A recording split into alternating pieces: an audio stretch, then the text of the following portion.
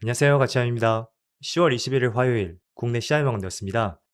자, 오늘도 코스피 변동성이 조금은 크게 확대가 되었습니다.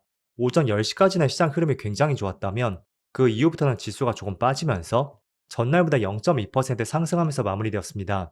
그래서 계속 말씀을 드리겠지만 지금은 변동성이 굉장히 확대가 된 시점입니다.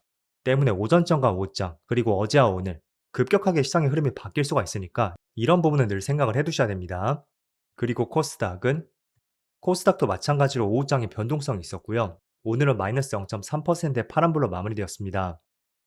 그리고 시총 상위 종목들을 보면 반도체는 오전장에 신고가를 경신하고 나서 결과적으로 파란불로 마무리가 되었고요. 오늘은 종가상으로 봤을 때 조선주가 가장 좋았던 것 같습니다. 현대중공업, 그리고 하나오션 모두 오늘 급등이 나왔었고요. 그리고 자동차 관련주도 좋았습니다. 그리고 코스닥은 전체적으로 파란불이 더 많이 보이는 것 같고요. HLB와 삼천당제약 이 두 종목을 제외하면 특별한 움직임은 없었습니다. 그리고 코스피 수급을 보면 오늘은 결과적으로 기관과 외국인의 양매수가 들어왔지만 외국인은 별다른 움직임이 없었고요. 기관만 1,700억의 순매수가 들어왔습니다. 그리고 반대로 코스닥은 기관과 외국인의 양매도가 있었습니다. 그리고 삼성전자 오늘은 약보합으로 마무리되었지만 여전히 기관과 외국인의 양매수가 들어오고 있고요. 반대로 하이닉스는 최근에 외국인의 순매도가 계속 이어지고 있습니다. 지난주 10월 16일을 제외하면 지금 7거래 연속으로 순매도가 이어지고 있거든요. 그래서 기관의 수급이 조금만 받쳐주지 못한다면 시장이 또 고점에서 차갑게 얼어붙을 수도 있습니다. 그래서 그런 부분을 한번 생각해 보시고요. 그리고 오늘 좋은 흐름이 있었던 조선주들, 하나오션은 외국인의 많은 순매수가 들어왔고요. 현대중공업도 마찬가지로 오늘 외국인의 많은 순매수가 들어왔습니다. 그럼 이어서 주차별 매매 동향에 대해서 살펴보도록 하겠습니다. 10월 21일 외국인이 가장 많이 매수한 종목은 삼성전자 우선주, 현대중공업, 하나오션, 현대차, 삼성전자 이렇게 순서대로 매수했고 그리고 기관도 삼성전자, LG에너지솔루션, 기아, 포스코퓨처엠, 하나에어로스페이스 이렇게 순서대로 매수했습니다. 이어서 해외 증시를 보겠습니다. 어제는 다시 한번 미국 증시에 좋은 흐름이 있었고요. 나스닥은 1.37%, 그리고 S&P 500도 1% 상승이 있었습니다. 또 다우지수도 마찬가지로 1% 빨간불이 들어왔고 반도체도 1.5% 상승이 나오면서 또 한 번의 역사적 신고가를 경신했습니다. 그리고 지금 아시아 증시를 보면 일본도 0.7%, 대만은 0.3%네요. 그리고 중국 증시도 1.2% 빨간불이 들어오고 있습니다. 자, 지금 보시는 것처럼 전 세계 시장이 모두 뜨겁게 달아오르고 있습니다. 솔직히 지난달까지는 빨간불이 굉장히 반가웠었다면 저는 10월 들어서는 조금은 걱정이 앞서는 것 같습니다. 어쨌든 시장에 상승이 나온다는 것은 물론 많은 분들의 자산이 크게 상승할 수가 있겠죠. 그래서 단순히 시장 상승만 봤을 때는 긍정적인 부분이 상당히 많다고 생각이 돼요. 하지만 우리가 꼭 밑에서만 매수했다는 보장은 없잖아요. 지금처럼 시장에 크게 상승이 나오다 보면 저점보다는 고점 부근에서 비교적 고점 부근에서 신규 매수할 가능성도 상당히 높습니다. 자, 그럼 변동성이 크게 확대된 시점에서는 여기서 자체 주가가 만약에 빠진다면 우리가 대응할 수 있는 생각과 시간조차 없을 수가 있다는 거예요. 물론 제가 지금 지수의 급락을 생각하는 것은 아니지만 항상 골이 깊다면 또 산도 높고 또 산이 높다면 골도 깊듯이 분명히 랠리의 끝이 있을 수가 있겠죠. 그래서 우리가 신규 매수를 한다고 해도 항상 그런 부분을 늘 생각해 보시면 좋을 것 같고 어쨌든 오늘도 코스피가 조금의 변동성이 확대가 되는 것 같습니다. 자, 지금 코스피 차트를 보면 촬영 시점이 1시 반이거든요. 지수가 약 3,900포인트 근처까지 올라왔었다가 10시 반을 기점으로 해서 시장이 또 빠지고 있습니다. 저는 개인적으로 반도체 업종이 조금만 빠졌기 때문에 전체적으로 시장이 오전장에 비해서 조금 빠지고 있다고 생각이 됐고 자, 지금 삼성전자가 파란불이 들어왔습니다. 뭐 종가는 빨간불이 들어올 수도 있겠지만 하이닉스도 마찬가지로 파란불이 들어왔죠. 일단은 재료는 뒤로 하고 가격적인 부분, 기술적인 부분에만 집중을 해볼게요. 하이닉스가 50만 원을 터치하고 나서 주가가 빠졌습니다. 그리고 삼성전자는 99,900원, 사실상 10만 원을 터치하고 나서 같이 주가가 빠지고 있습니다. 자, 결국에는 의미 있는 가격, 삼성전자는 10만 원이었고 하이닉스는 50만 원입니다. 그래서 결국은 이 두 종목이 의미 있는 가격을 터치했었고 10만 원과 50만 원을 터치했다는 것은 뒤에는 어떻게 될지 모르겠지만 선제적으로 일부 물량을 정리해보자. 이런 심리가 상당히 크게 조성이 되었을 가능성이 있습니다. 그래서 항상 의미 있는 가격대, 그 가격대에서는 시장의 변동성이 생길 수가 있고요. 공교롭게도 지금 이 두 종목이 모두 그 위치에 오늘 맞물렸던 시점이었던 것 같습니다. 그래서 오늘 오전장에 비해서 조금은 빠지고 있지만 여전히 시장의 주도주는 변함이 없겠죠.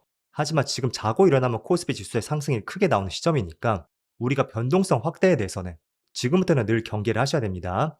지난주 금요일날 애프터마켓의 시장 흐름을 보셨잖아요. 이게 오늘 시장이 긍정적으로 마무리가 된다고 해도 다음날 미국 시장에서 어떤 새로운 뉴스가 나온다면 평소에는 코스피가 뭐 1% 빠질 수 있는 것도 2, 3% 빠질 가능성도 충분히 높은 시점이거든요.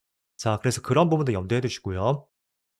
그리고 시총 상위 종목들을 다시 보면 지금 반도체에 대한 비중이 상당히 높아진 것을 볼 수가 있습니다. 시총 상위 종목 가운데 반도체가 3개 있거든요. 삼성전자, SK하이닉스, 또 삼전우선주가 있죠. 이 3개 시총을 모두 더해보면 29% 정도? 전체 코스피에 있어 약 30%가 반도체 관련주입니다. 밑에 반도체 관련주가 또 많을 거 아니에요. 그걸 모두 더한다고 하면 30%가 거의 반도체 비중입니다. 자, 그 말은 최근에 삼성과 SK하이닉스가 크게 상승이 나왔지만 여기서 특정 매물대로 인해서 주가에 조정이 나온다면 다른 업종들, 자동차, 2차 전지, 바이오, 많은 업종들도 높은 확률로 주가에 조정이 나올 가능성이 상당히 높습니다.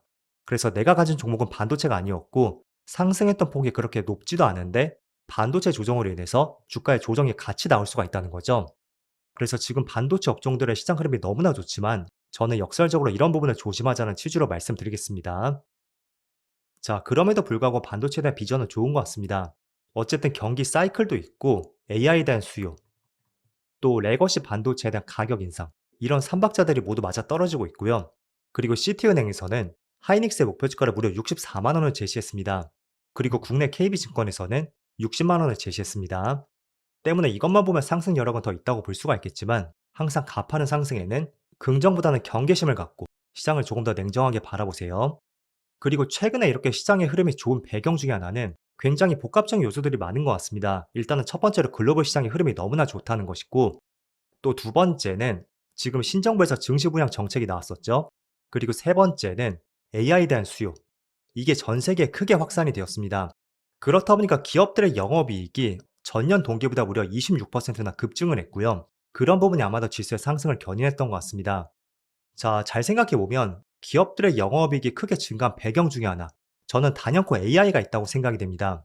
자, 국내에는 수많은 업종들이 있습니다. 반도체, 전기, 자동차, 로봇, 바이오 등등 수많은 업종이 있다면 그동안은 그 업종들이 다 개별적으로 움직였습니다.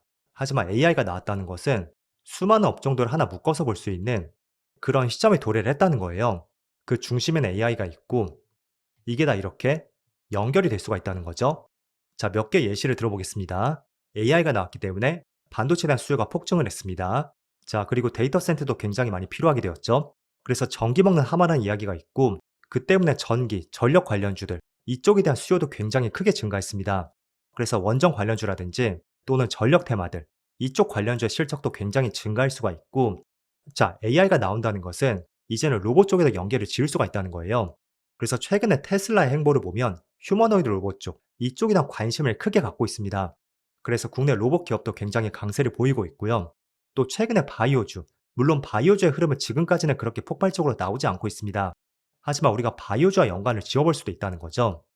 자, 신약 개발을 함에 있어서 AI를 활용한 데이터 분석, 이런 것들이 활발해짐에 따라서 그동안의 신약 개발에 걸렸던 시간들, 그게 상당 부분 많이 줄어들 수가 있습니다.